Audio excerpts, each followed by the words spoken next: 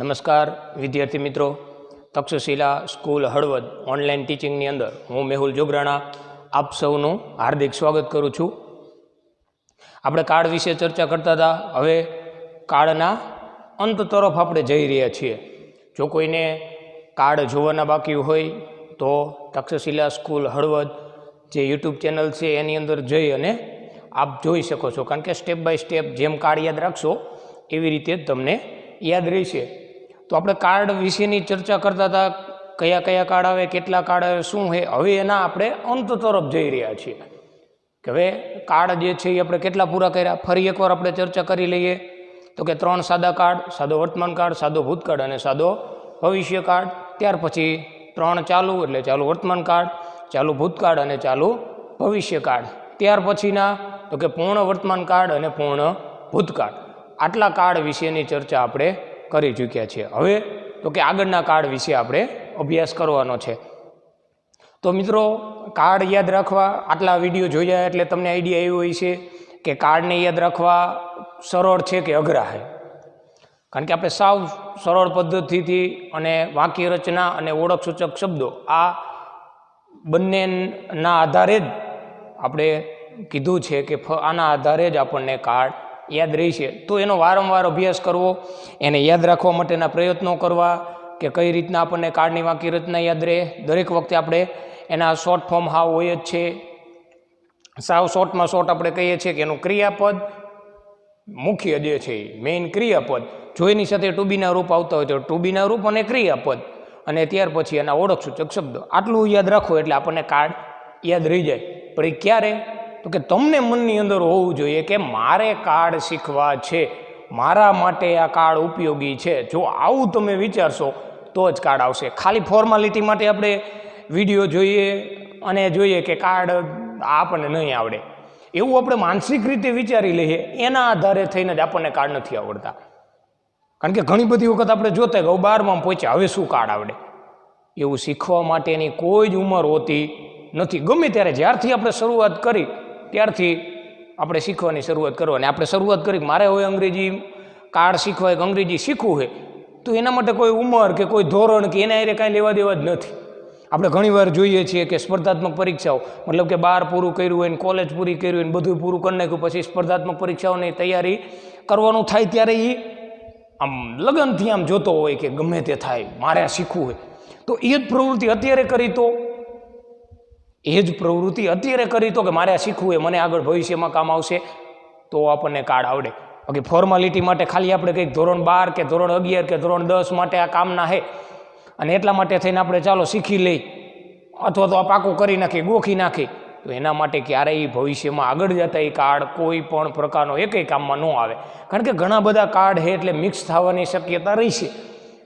આપણે દરેક વખતે કહીએ કે કાર્ડ જે છે એ નામના આધારે જ તમે એની વાક્ય રચના યાદ રાખો. જેવું નામ એના આધારે તમે વાક્ય રચના યાદ રાખો. એટલા માટે જ્યારે આમ 2 પોઈન્ટ આવતા હોય, ધારો કે પૂર્ણ વર્તમાન કાર્ડ તો આપણે કહેતા જ હોય કે વર્તમાન કાળ એટલે હેવેજ સૂચવે અને પૂર્ણ એટલે ભૂતકૃદન સૂચવે. આવી રીતના યાદ રાખવાનો પ્રયત્ન કરો જેથી કરીને કાર્ડ યાદ રહી જાય. વારંવાર આવે છે, આપણને ખબર જ છે કે કાર્ડ જ્યાં હોય ગમે ત્યાંથી ગમે ત્યાં આવે છે. બીજા ક્યાંય ટોપિક કે તમે વિડીયોમાં કોઈ રેડી રેકનરની અંદર ગમે ત્યાં ક્યાંક ને ક્યાંક તમે બીજા ટોપિક વિશે અભ્યાસ કરતા હશો ત્યારે એવી વાત તો આવી જશે કે આ કયા કાર્ડનું વાક્ય હોય, આ કાર્ડનું વાક્ય છે તો એની અંદર આ આવે તો એના આધારે આમાં આ બદલાવ કરવાનો એવું આવતું જોઈએ. ખાલી કાર્ડ પૂરતું જ નથી કે 12મા ધોરણની અંદર ધારો 2 માર્કની અંદર ચેન્જ ધ ટેન્સ આવે છે, એ ન કરી તો હાલશે, પણ એના માટે આ કાર્ડ નથી. પહેલાં જ કીધું હતું કે પાયો આપણે ઊભો કરી, પાયો ધીમે ધીમે ઊભો કરી પછી જ એના ઉપરથી બિલ્ડિંગ ઊભું થાય. આ એના જેવું છે કે પાયો કાર્ડ છે, એના આધારે થઈને જ આપણે અંગ્રેજી વિશેનું બીજું જે કંઈ શીખવું હોય એ આપણને આવડશે, બાકી કાંઈ આવડશે નહીં. એટલે મહત્વનો આ પોઈન્ટ એટલા માટે કંઈ કોઈને કાર્ડ બાકી રહી ગયા હોય જોવાના તો એ યુટ્યુબ આ ચેનલ છે તક્ષશિલા સંકુલ હળવદ, એની અંદર જઈ અને તમે એમાં લાઇન ટુ લાઇન જે કાર્ડ લીધા છે એને યાદ રાખી શકો છો. તો હવે આપણે આગળના કાર્ડ વિશેની ચર્ચા કરીએ. તો આગળનો કાર્ડ છે ધ પરફેક્ટ ફ્યુચર ટેન્સ. વારંવાર કીધું છે ગુજરાતી યાદ રાખવાનું, જેને એ ગુજરાતી યાદ રાખી એના આધારે જ આપણને અંગ્રેજી યાદ રહીશ. પરફેક્ટ એટલે પૂર્ણ અને ફ્યુચર ટેન્સ એટલે ભવિષ્ય કાળ. એટલે તરત આપણને નામ યાદ રહી જાય. કયો કાળ આવ્યો? તો કે પૂર્ણ ભવિષ્ય કાળ. આવી નામના આધારે જ આપણે કીધું થોડીક એની ઉપયોગિતા આપણને ખબર પડી જાય. આપણે ઘણીવાર જોયું છે કે આ કાર્ડ તો ભણવામાં આવ્યો નથી. 10 સુધી ભણ્યા હોય તો એની અંદર ઘણીવાર જોઈએ કે પૂર્ણ ભવિષ્ય કાર્ડ શક્ય નથી એવું કહેતા હોય અને આપણે ભણ્યા નથી હોતા. મતલબ કે આપણે 9 જ કાર્ડ ભણ્યા હોય કે વધીને 10 કાર્ડ ભણ્યા હોય, પણ આપણે આમાં 12 કાર્ડ વિશેનો અભ્યાસ કરવાનો છે. એટલે ખાસ એ જોઈજો પૂર્ણ ભવિષ્ય કાર્ડ. હવે આગળ અહીંયા પૂર્ણ અને અહીંયા ભવિષ્ય કાર્ડ. પૂર્ણ જોઈને તરત ખબર પડે, કારણ કે અગાઉના 2 કાર્ડ આપણે પૂર્ણ ભણી ચૂક્યા. તો એમાં આવતું હતું કોઈ ક્રિયા પૂરી થઈ ગઈ હોય એટલે પૂર્ણ થઈ ગયું. હવે ભવિષ્ય કાર્ડ તો એ પણ આપણે 2 ભવિષ્ય કાર્ડ આપણે લીધા, સાદો ભવિષ્ય કાર્ડ ને ચાલુ ભવિષ્ય કાર્ડ. ત્યારે કીધું હતું કે ભવિષ્ય એટલે કોઈ ઘટના બનવાની હશે એવું દર્શાવતું હોય ત્યારે, એટલે એને ભવિષ્ય કાળ કહેવાય. તો હવે આપણે પૂર્ણ ભવિષ્ય કાળ એના વિશે ચર્ચા કરવી હોય તો કે પૂર્ણ એટલે કોઈ પૂરી થઈ ગઈ હોય ક્રિયા, અને ભવિષ્ય કાળ એટલે ભવિષ્યમાં. હજુ આપણે એક આમ સામાન્ય રીતે વિચારીએ એટલે એમ થાય કે આવું ભવિષ્ય કાળમાં પૂરી થઈ ગઈ છે, કારણ કે ભવિષ્ય કાળ એટલે જ સંભાવના દર્શાવે કે એ બનશે પણ ખરી અને નહીં પણ બને એવી ઘટના. પણ કાળ આપ્યો છે તો એને આપણે શીખવો તો પડશે.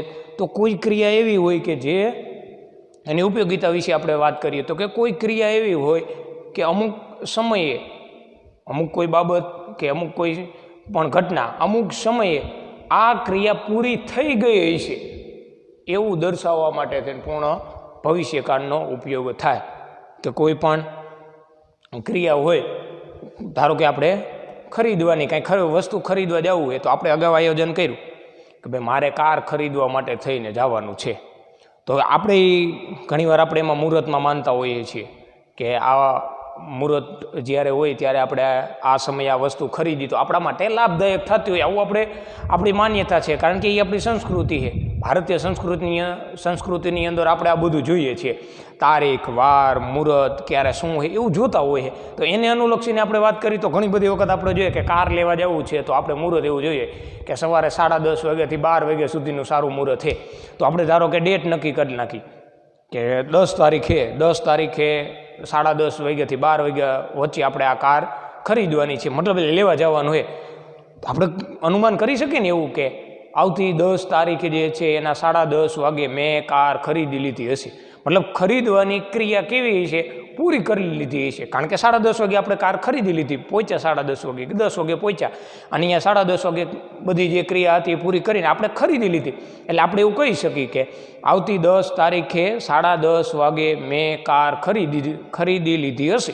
કારણ કે એ વખતે આપણે કાર ખરીદવાની ક્રિયા પૂરી કરી લીધી છે એવું અનુમાન કરવા માટે થઈ અને પૂર્ણ ભવિષ્યકાળનો ઉપયોગ થાય. આવું આપણે વાક્ય ઘણી બધી વખત બોલતા જોઈએ છીએ કે આ સમયે મેં આ ક્રિયા પૂરી કરી લીધી હશે.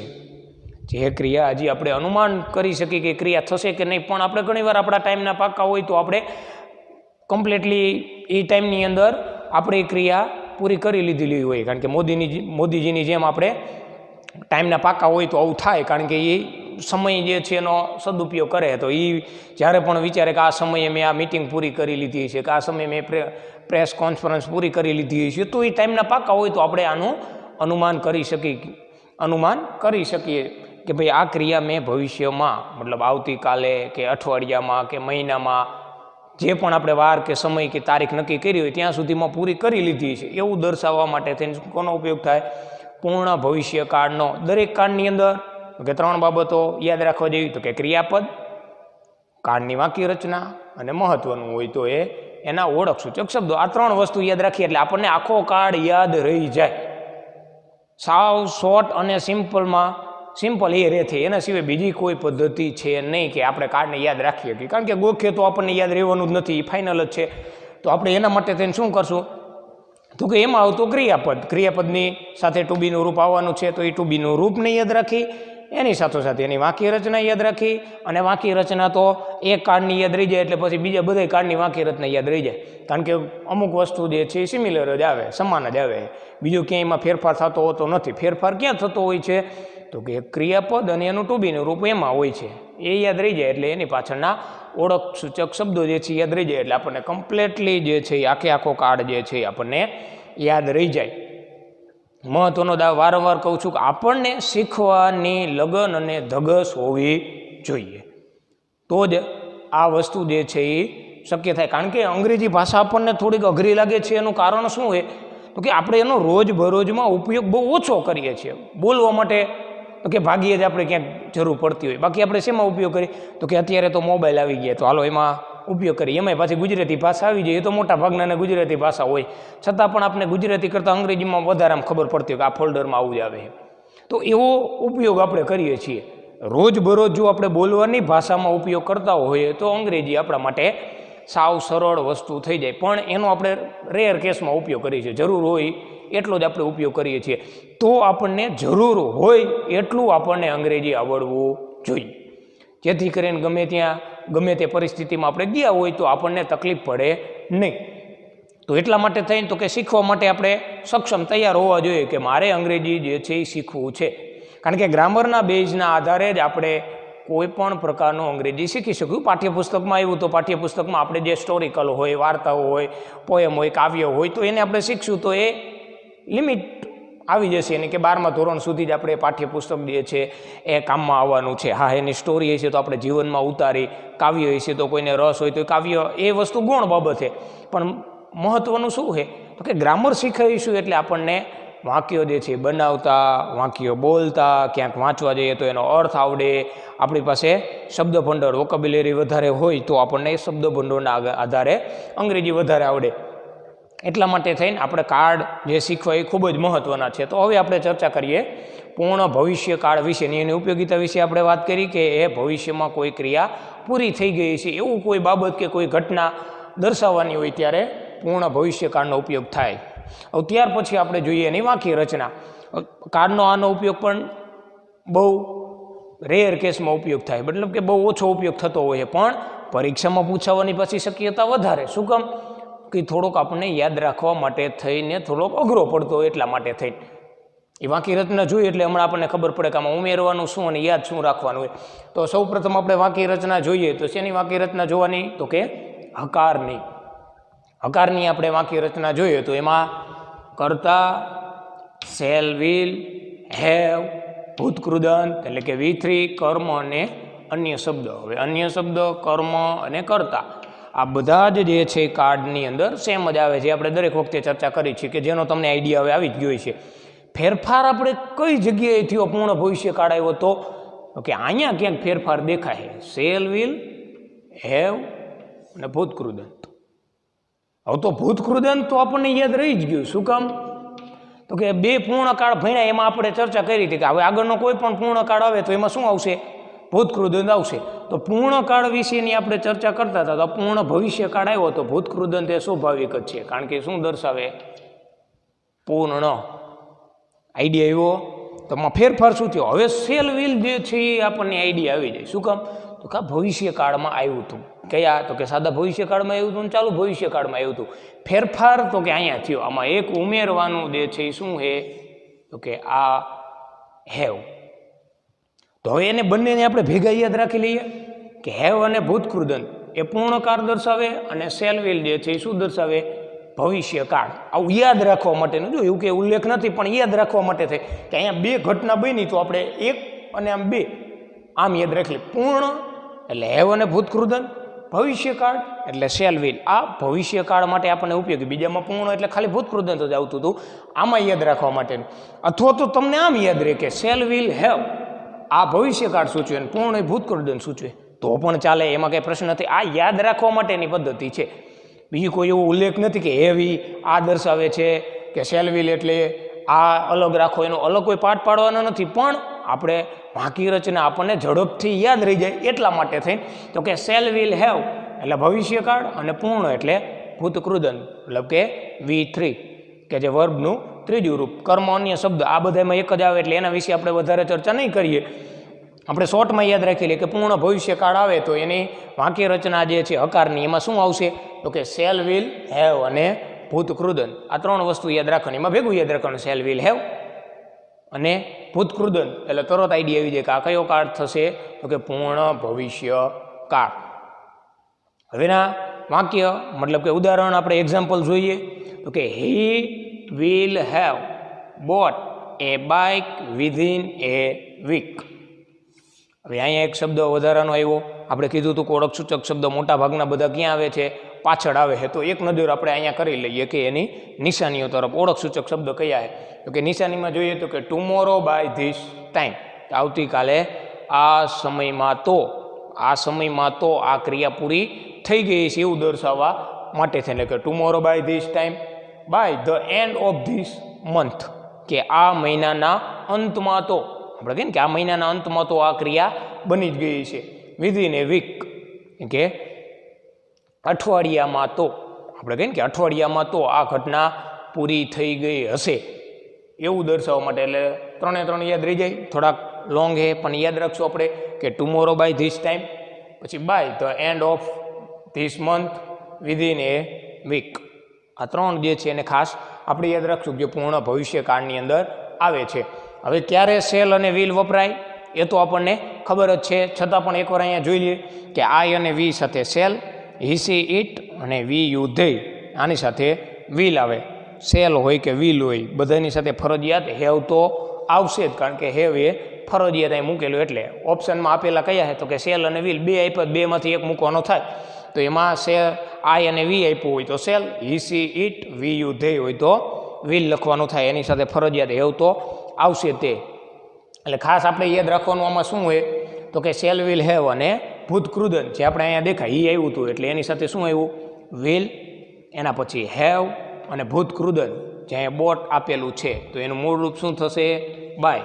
આને ખાસ યાદ રાખવાનું, બાય બોટ બોટ, એટલે એનો ભૂતકાળ પણ અને ભૂતકૃદન પણ તે જ થાય છે. આપણે અગાઉ વાત કરી હતી કે આપણે રેડી રેકનર, આપણી પાસે ગ્રામર, જે પણ સાહિત્ય એની અંદર ઘણા બધા ક્રિયાપદો આપેલા હોય છે કે એને આપણે યાદ રાખવા પડશે. જે અનિયમિત છે ખાસ ઈડીવાળા તો તોય આપણને યાદ રહી જાય, પણ આવા જે અનિયમિત છે કે આખું ક્રિયાપદ જ બદલી જતું હોય, કારણ કે બાયનું અહીંયા બોટ થઈ ગયું. જે વારંવાર આપણે વાક્ય લખવામાં કે બોલવામાં વાંચવામાં આવે એટલે આપણને યાદ આવી જાય કે he will have bought a bike within a week, તે અઠવાડિયામાં તો બાઇક જે છે એ ખરીદી લેશે. ખરીદવાની ક્રિયા કેવી થઈ ગઈ છે? પૂરી થઈ ગઈ છે, કે તે વધારેમાં વધારે તો અઠવાડિયું, એમ અઠવાડિયામાં તો બાઇક ખરીદવાની ક્રિયા એને પૂરી કરી લીધી હશે, મતલબ કે બાઇક ખરીદી લીધું હશે એવું દર્શાવવા માટે થઈ અને પૂર્ણ ભવિષ્યકાળનો ઉપયોગ થાય. આપણને યાદ રહી જાય તો કે વિલ હેવ અને ભૂતકૃદંત, એટલે કે V3. હવે ત્યાર પછીની આપણે નકારની વાક્ય રચના જોઈએ. હકારની યાદ રહી જાય, શેલ, વિલ, હેવ અને ભૂતકૃદંત, આ 3 વસ્તુ યાદ રાખવાની. હવે નકારનું યાદ રાખીએ તો આપણે દરેક વખતે કીધું કે નકાર આવે એટલે ખાલી ઉમેરવાનું એક શું થાય? નોટ. પણ આની જગ્યા જે છે એ આપણે ખાસ યાદ રાખવી જોઈશે, કારણ કે ઘણી બધી વખત હેવ પછી આપણે નોટ મૂકી દેતા હોઈએ છીએ તો આપણું શું થાય? ખોટું પડે. એટલે આપણે કીધું છે કે ટુ બીનું રૂપ આવે એના પછી શું મૂકવાનું થાય? નોટ. તો આમાં ટુ બીના રૂપ કયા છે? Shell, will. શેલ, વિલ પછી શું મૂકવાનું થાય? તો કે નોટ. નોટ આવે એટલે એ વાક્ય કેવું થયું? નકાર વાક્ય થયું. યાદ રહી જાય તો કે શેલ, વિલ, નોટ, પાછું હકારમાં હતું એમ બધું આવી જાય. હેવ, ભૂતકૃદંત, કર્મ, અન્ય શબ્દ, આ બધું એમને જ રહેવાનું. ઉમેરવાનું એક નકાર આવ્યું એટલે શું થશે? નોટ. વાક્ય રચનામાં નોટ, વાક્ય આવ્યું હોય તો એની અંદર નોટ, આટલું યાદ રહી જાય એટલે નકારની વાક્ય રચના આપણને યાદ રહી જાય. તો વાક્ય જોઈએ કે I shall not have taught a novel tomorrow by this time. આ આવ્યું હતું એટલે અહીંયા શેનો ઉપયોગ થયો? શેલ. શેલ અને વિલ આપણે જોઈએ છીએ, પહેલાં અગાઉ વાત કરી હતી કે વિલ જે છે એના વિશે સૌથી વધારે એનો ઉપયોગ થાય છે. એનું કારણ શું છે? તો કે શેલ અને વિલ જે છે એ, તો કે આપણે અંગ્રેજી જે છે 2 પ્રકારનું આપણે ભણીએ છીએ. એક તો બ્રિટિશ અને એક આપેલું છે આપણે અમેરિકન. એટલે અમેરિકન ઇંગ્લિશ જે છે એમાં એમ જ કહે છે કે બધાની સાથે વિલ વાપરો, અને બ્રિટિશ જે છે એની અંદર આવી રીતના આપેલું છે કે આઈ અને વી, કારણ કે શરૂઆત આપણે અંગ્રેજો જ્યારે આપણે અહીંયા આવ્યા ને એ ગયા એ પછી જ આપણે અંગ્રેજીનો પ્રચાર અને પ્રસાર વધ્યો હોય, એટલા માટે થઈને આપણે આઈ અને વી સાથે શેલ રાખવું પડે છે. કારણ કે બ્રિટિશ અને અમેરિકન આ બંને ઇંગ્લિશ જે છે એમાં પણ બંને અંગ્રેજીમાં કેવો હોય? ફેરફાર છે. એટલે બ્રિટિશ પ્રમાણે આઈ અને વી જે છે એની સાથે શેલ હોય છે, અને અમેરિકન ઇંગ્લિશ જે છે તો એની અંદર બધાની સાથે વિલ વાપરવાનો અનુમતિ આપે, એમ બધાની સાથે વિલ જ આવે એવું કહેવામાં આવે છે. પણ આપણે સ્ટાર્ટિંગ ક્યાંથી થયું હતું? તો કે અંગ્રેજો જે આવ્યા ત્યારથી. તો આપણે યાદ રાખશું કે આઈ અને વી સાથે શેનો ઉપયોગ થશે? શેલ. વિલ એ આપણે જોયું જઈશે કે આપણે બોલીએ તો આઈ વિલ, વી વિલ, આવું થાય છે. અને એક શેલ જે છે એ તો કે એ એક ફરજિયાતપણું સૂચવતું હોય એના માટે. જો સેલનો ઉપયોગ ફરજિયાતપણું જ્યારે સૂચવતું હોય ત્યારે બધાની સાથે આવી શકે, હી સેલે આવી શકે ને ધે સેલે આવી શકે, પણ એ ફરજિયાતપણું સૂચવતું હોય ત્યારે. એટલે ખાલી આપણે યાદ રાખશું અત્યારે કે આઈ અને વી જે છે એ આની ચર્ચા જે છે એ સેલ અને વિલનો અલગથી જ્યારે ટોપિક આવે ત્યારે આપણે બંને જે મોડલ ઓક્ઝિલરીની બધા આવે ત્યારે એમાં આપણે ચર્ચા વિસ્તારથી કરશું. પણ આપણે આને યાદ રાખશું કે આઈ સાથે સેલ અને વી સાથે સેલ. તો કે I shall not have taught a novel tomorrow by this time, કે આવતીકાલે આ સમયમાં તો હું નોવેલ જે છે એ ટોટ, કોનું ભૂતકાળનું રૂપ છે, મૂળ રૂપ કયું છે યાદ રાખવાનું કે ટીચ. ટીચ એટલે શીખવવું, કે આવતીકાલે આ સમયમાં તો હું નોવેલ શીખવાની ક્રિયા કેવી કરી દીધી છે, તો કે મેં નોવેલ શીખવવાની ક્રિયા પૂરી કરી દીધી હશે. મતલબ કે આવતીકાલે તો મેં નોવેલ શીખવી દીધી હશે, કે નોવેલની ક્રિયા જે છે એ કેવી શીખવવાની, તો કે પૂરી થઈ ગઈ છે એવું દર્શાવવા માટે થઈને. એટલે આને યાદ રાખવાનું, જે આ તો ઓળખ સૂચક શબ્દ, આનું મૂળરૂપ ટોટનું શું થશે ટીચ, નોવેલ જે નવલકથા આપણે કહી એના માટેનું, કે આઈની સાથે સેલ, એના પછી શું આવ્યું નોટ. તો ખાસ યાદ રાખવાનું કે જ્યારે ટુ બીનું રૂપ આવે એના પછી જ નોટ લખવું, આને ભૂલવું નહીં. ઘણા બધા વાક્યો લખતા હોય છે તો એમાં હેવ પછી નોટ લખતા હોય છે, તો આ વાક્ય સાચું પડે નહીં. એટલે ખાસ અહીંયા યાદ રાખવાનું કે જે ટુ બીનું રૂપ છે એના પછી નોટ લખવાનું. હવે આપણે પ્રશ્નાર્થની વાક્ય રચના જોઈએ. તો પ્રશ્નાર્થમાં લાંબો કાંઈ ફેરફાર કરવાનો નથી, કારણ કે ઘણા બધા આપણે કાર્ડ શીખી ગયા એમ કેવું હોય તો કહી શકાય. કેમ, તો કે પ્રશ્નાર્થની અંદર શું કરવાનું હોય છે, તો કે હકારની વાક્ય રચના યાદ રહી જાય એટલે નકારની યાદ રહી જાય. પછી પ્રશ્નાર્થની યાદ રાખવા માટે તો કે હકારની યાદ હોય એટલે નકારની યાદ રહી જાય, તો પછી પ્રશ્નાર્થની યાદ રહી જાય. કે પ્રશ્નાર્થમાં શું ફેરફાર કરવાનો, તો કે જે ટુ બીનું રૂપ હોય એને શું કરવાનું આગળ લઈ લેવાનું, અને કર્તાને શું કરવાનું એના પછી. એટલે વાક્ય રચના શેની થઈ જાય પ્રશ્નાર્થની થઈ જાય. એટલે યાદ રાખવાનું સેલ વિલ અહીંયા આગળ અને કર્તા એના પછી. હેવનું ક્યાંય જગ્યા બદલશે ને, યાદ રાખજો સેલ વિલ હેવ એવું આગળ લેવાનું નથી. આગળ શું લેવાનું થશે સેલ અને વિલ, આ બેને આગળ લેવાના થાય, કર્તા અને સેલ વિલ, આ બેમાં જ ફેરફાર કરવાનો થાય. પાછળનામાં ક્યાંય કંઈ ફેરફાર ક્યારેય કરવાનો થશે નહીં. તો અહીંયા તો કે ભૂતકૃદંત એમને એમ, કર્મ અન્ય શબ્દ અને પાછળ પ્રશ્નાર્થ ચિહ્ન. એટલે આવા કઈ વાક્ય રચના બની જાય, તો કે પ્રશ્નાર્થ વાક્ય રચના. તો વાક્ય જોઈએ આપે કે will Kalpesh have spoken N English language. Will Kalpesh have spoken N English language. Kalpesh જે છે એ શેની વાતચીત કરી, તો કે ઇંગ્લિશ અંગ્રેજી, લેંગ્વેજ એટલે ભાષા, સ્પોકન એટલે બોલવાનું. તો કે શું જે કલ્પેશ જે છે એને અંગ્રેજી જે લેંગ્વેજ છે અંગ્રેજી ભાષા જે છે એ બોલી લીધી હશે. સ્પોકન કોનું થાય મૂળરૂપ, તો કે સ્પીક. સ્પીક, સ્પોક અને સ્પોકન, આ ત્રણેય રૂપ જે છે એને યાદ રાખવા. યાદ રહી જાય તો કે એ વાક્ય રચના અને પ્રશ્ન હતો. નાનો ટૂંકમાં જવાબ આપવો હોય તો yes he will have, no he will have, હા નામાં ટૂંકમાં જવાબ આપવાનો હોય ત્યારે. તો કે આની વાતચીત એને કરી કે will Kalpesh have spoken N English language. ભવિષ્યની કોઈ ક્રિયા પૂરી થઈ ગઈ છે એવું દર્શાવવા માટે, કારણ કે આમાં શું શેની વાતચીત કરવામાં આવી, કલ્પેશે જે છે એ અંગ્રેજી બોલવાનું પૂરું કરી લીધું હશે એવું દર્શાવવામાં આવે છે આ વાક્યની અંદર. એટલે તરત આપણને ખબર પડી જાય કે કયો કાળ છે પૂર્ણ ભવિષ્ય કાળ. હવે પરીક્ષાની અંદર, સ્પર્ધાત્મક ઘણી પરીક્ષાની અંદર અહીંયા આમ ખાલી જગ્યા આપેલી હોય, હેવ અને સ્પોકન રહ્યું ત્યાં, અહીંયા બધી જગ્યાએ અહીંયા હેવ, અહીંયા હેવ, આવી રીતના ઓળખ સૂચક શબ્દો આપેલા હોય અને નીચે વિકલ્પો આપેલા હોય. અને યાદ રાખવાનું, જો આમાં હેવ એક જ આવે, આમાં હેવ એજ નથી. નહીંતર આપણને થાય પાછું હેવ ને એજ આવ્યું તો એ બે ક્યારે આવશે. આમાં ફરજિયાત કોઈ પણ આગળ કરતા આપેલો શું આપેલું એને આપણે જોવાનું નથી. હેવ તો ફરજિયાત આવવાનું છે. ફેરફાર કરતાના આધારે કોનો કરવાનો હોય, તો કે સેલ વિલનો. સેલ મૂકશું, વિલ મૂકશું એ. તો ઘણી વાર સ્પર્ધાત્મક પરીક્ષાઓમાં અહીંયા બ્લેન્કેટ આપેલી હોય, મતલબ કે ખાલી જગ્યા આપેલી હોય, બ્લેન્ક આપેલી હોય કે આ બ્લેન્ક જે છે એ પૂરો, મતલબ કે ખાલી જગ્યા પૂરો. તો એ ખાલી જગ્યામાં શું કરવાનું થાય, તો કે નીચે ઓપ્શન આપેલા હોય, હેઝ કરીને ટોટ આપેલું હોય, વિલ કરીને ટોટ આપેલું હોય, વિલ કરીને ટીચ આપેલું હોય, આવા અલગ અલગ ઘણા ઓપ્શન ચારે ચાર આપેલા હોય.